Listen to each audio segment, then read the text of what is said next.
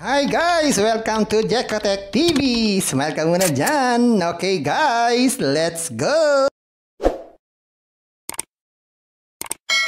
Guys, welcome back again to my channel. Hello guys, nagbabalik tayo sa Bass Oil para tayo magkaroon ng update dahil ang ating mga kaibigan ay patuloy na nagme-message sa atin. Mag-update daw naman tayo dito sa Bass Oil kung okay pa raw tong Bass Oil.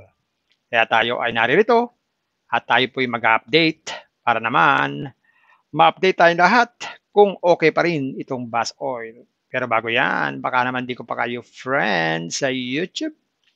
Please click the subscribe button and also the bell button para naman ma-notify ko kayo kung meron akong bagong video. And also share a like sa mga mahilig sa bass, sa oil, at gustong kumita ng online. At sa mga nandyan na gusto magsuri, pwede rin mag-register, magsuri. Bakit na nga yan? Marami nagsusuri sa sari-saring application na lumalabas sa ating internet world. Again, dito commercial, hindi rin to promotion, hindi rin to advertisement. Sadya lamang tayo ay nagsusuri, nag-update, at tinitignan natin mabuti-buti ang mga ama.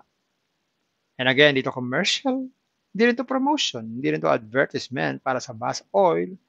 Sadya lamang sinusuri natin at tinitignan lagi ang mga application, platform, games na lumalabas sa ating internet world. Minuto. Kaya, let's go na! So ayan guys, ito yung ating account dito sa Bass Oil. So ngayon, meron tayong balance na 619.90. Pero hindi naman pwedeng withdrawin lahat yan dahil ang ating withdrawable balance ay 383.90. So susubok na tayo mag-withdraw para malaman natin, para ma-update tayo pare-pareho kung nakaka-withdraw pa dito sa Bass Oil. So ang i-withdrawin natin ay magkano? So check muna natin yung kanilang policy sa withdrawal. Yan, ang policy nila, ang withdrawal ay 10 ng maaga hanggang 9:59 ng gabi. So parang ano rin to, no? Parang alas 10 din yun. Parang 10 to 20. Parang 12 hours. Pero ang minimum ay 200. At sabi nga rito ay dapat divisible by 100 pesos. So hindi pwede may barya-barya. At may bawas pang 4%. Yan. Yan ang kanilang policy. Okay, so withdraw na tayo. Palagay tayo ng amount. Tayo ng trade password. Yan, click natin confirm. Check nyo yung receiving bank card nyo. Yan, check nyo lang dyan. Tapos confirm. Yan, sabi dyan, must be multiple of 100. So hindi talaga pwedeng withdrawin yung barya. Kailangan ay lahat ay divisible by 100. So, palitan natin ang amount. Gawin natin 300 lang. So, check natin yung receiving bank. Tapos, confirm. Yan, na-withdraw na po natin. So, check natin sa withdrawal record. Yan, click natin withdrawal record. Ayan, sabi dito sa withdrawal record natin, nag-withdraw tayo ng 300 pesos. May 11, 2024, 10:46 a.m. Initiate withdrawal. Pero babawasan pa ng 4% yan. So, check na natin magkano. Punta tayo sa calculator. 300 times 0.04 equals, so mababawas ay 12 minus 300 equals, so ang ating marireceive ay 288 na lang. So, check na natin kung successful na yung ating withdrawal. Refresh natin. So, hindi pa rin. So, aantayin na natin yan. Tapos, dudugtong ko dito kung magsa-successful ang ating withdraw. Ayan, check na natin. Baka naman successful na ang ating withdraw dito sa Bass Oil. So, refresh lang natin. Yan. So, sabi dito, successfully ended. So, na-receive na po natin yung ating withdraw ngayong May 11, 2024. 10:46 po tayo nag-withdraw. So, successful pa. So, ibig sabihin, as of 10:46 ng May 11, 2024, paying pa po itong Bass Oil. At sa mga nandyan na gustong magsuri at tignan itong application na to, ganito lang po, mag-register dito. Maglalagay lang po ng cellphone number, password, tapos nickname, tapos click itong send SMS OTP para ma-receive po natin yung OTP. Ganito lang. Yan, ganyan lang. Tapos click natin itong sign up. So, ganun lang kasimple. Tapos meron na tayong magiging balance dito. Pwede na tayong mag-start. Sa pag-start, pwede tayong mag-task system. Click lang itong view details. Tapos mag-sign in lang tayo dito every day para magkaroon tayo ng free money. Confirm na natin to. Kaya mag-invest sa mga product. Meron tayong value, welfare, at saka big event. Sa big event, mabilisan lang yan. Kagaya nito, wala na. Sa value, pinakamalit na investment ay 520. Good for 51 days. 135 pesos po ang daily niyan. Meron din namang 17, 49 days, 476 naman po ang daily. Meron din namang 5170. 155B1 ang everyday. At marami pa pong iba. Dito naman sa welfare, maiksian lang. 830. Ang everyday nakita ay 581. 3 days lang po yan. Pag naman 1970, 1477.5, 3 days lang din. Pag 4180, 3 days din yan. 3344 ang everyday. 9270, 7879 in 3 days.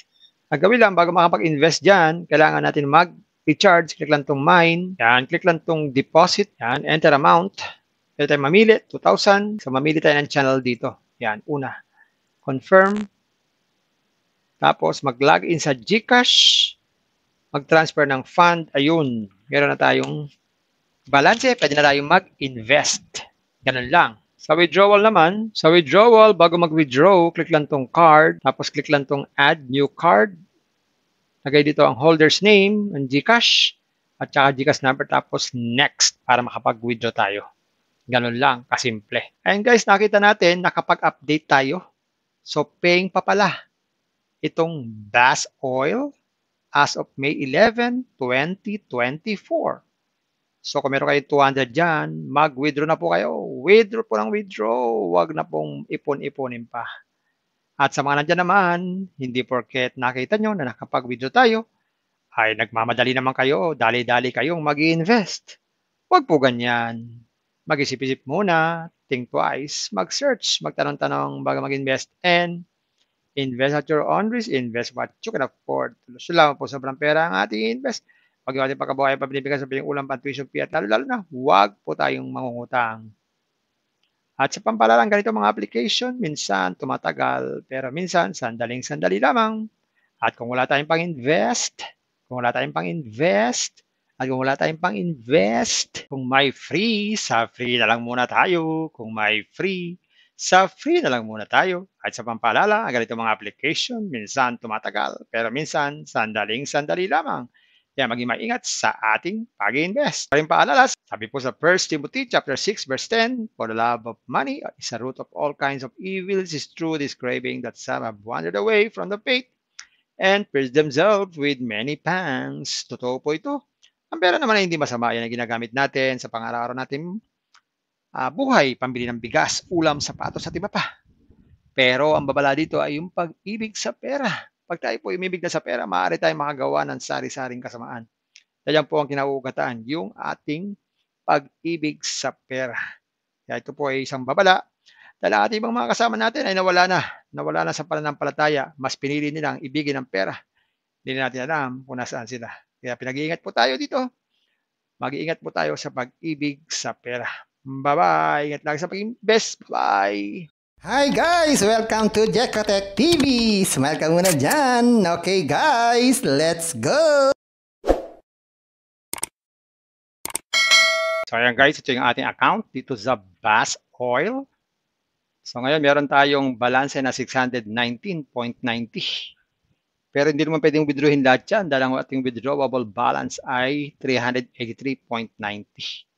So susubukan tayo mag-withdraw para malaman natin, para ma-update tayo pare-pareho kung nakaka-withdraw pa dito sa Bass Oil. So ang i-withdrawin natin ay magkano? So check muna natin yung kanilang policy sa withdrawal. Yan, ang policy nila, ang withdrawal ay 10 ng maaga hanggang 9:59 ng gabi. So parang ano rin to, no? Parang alas 10 din yun. Parang 10 to 20. Parang 12 hours. Pero ang minimum ay 200. At sabi nga rito ay dapat divisible by 100 pesos. So hindi pwede may barya-barya. At may bawas pang 4%. Yan. Yan ang kanilang policy. Okay, so withdraw na tayo. Palagay tayo ng amount. Tayo ng trade password. Yan. Click natin confirm. Check nyo yung receiving bank card nyo. Yan. Check nyo lang dyan. Tapos confirm. Yan. Sabi dyan, must be multiple of 100. So hindi talaga pwedeng withdrawin yung barya. kailangan ay lahat ay divisible by 100. So, palitan natin ang amount. Gawin natin 300 lang. So, check natin yung receiving bank. Tapos, confirm. Ayan, na-withdraw na po natin. So, check natin sa withdrawal record. Ayan, click natin withdrawal record. Ayan, sabi dito sa withdrawal record natin, nag-withdraw tayo ng 300 pesos. May 11, 2024, 10:46 a.m. Initiate withdrawal. Pero babawasan pa ng 4% yan. So, check na natin magkano. Punta tayo sa calculator. 300 times 0.04 equals, so mababawas ay 12 minus 300 equals, so ang ating marireceive ay 288 na lang. So, check na natin kung successful na yung ating withdrawal. Refresh natin. So, hindi pa rin. So, aantayin na natin yan. Tapos, dudugtong ko dito kung magsa-successful ang ating withdraw. Ayan, check na natin. Baka naman successful na ang ating withdraw dito sa Bass Oil. So, refresh lang natin. Yan. So, sabi dito, successfully ended. So, na-receive na po natin yung ating withdraw ngayong May 11, 2024. 10:46 po tayo nag-withdraw. So, successful pa. So, ibig sabihin, as of 10:46 ng May 11, 2024, paying pa po itong Bass Oil. At sa mga nandyan na gustong magsuri at tignan itong application na to, ganito lang po, mag-register dito. Maglalagay lang po ng cellphone number, password, tapos nickname, tapos click itong send SMS OTP para ma-receive po natin yung OTP. Ganito lang. Yan, ganyan lang. Tapos click natin itong sign up. So, ganun lang kasimple. Tapos meron na tayong magiging balance dito. Pwede na tayong mag-start. Sa pag-start, pwede tayong mag-task system. Click lang itong view details. Tapos mag-sign in lang tayo dito every day para magkaroon tayo ng free money. Confirm na natin to. Kaya mag-invest sa mga product. Meron tayong value, welfare, at saka big event. Sa big event, mabilisan lang yan. Kagaya nito, wala na. Sa value, ang pinakamalit na investment ay 520. Good for 51 days. 135 pesos po ang daily niyan. Meron din namang 17, 49 days, 476 naman po ang daily. Meron din namang 5170. 155B1 ang everyday. At marami pa pong iba. Dito naman sa welfare. Sa welfare, maiksian lang. 830. Ang everyday nakita ay 581. 3 days lang po yan. Pag naman 1970, 1477.5, 3 days lang din. Pag 4180, 3 days din yan. 3344 ang everyday. 9270, 7879 in 3 days. Ang gawin lang, bago makapag-invest dyan, kailangan natin mag-recharge. Click lang tong mine. Yan, click lang tong deposit. Yan, enter amount. Pwede tayo mamili, 2,000. So, mamili tayo ng channel dito. Yan, una. Confirm. Tapos, mag-login sa GCash.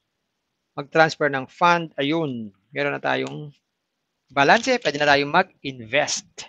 Ganun lang. Sa withdrawal naman, bago mag-withdraw, click lang tong card. Tapos, click lang tong add new card. Lagay dito ang holder's name, ang GCash, at saka GCash number. Tapos, next, para makapag-withdraw tayo.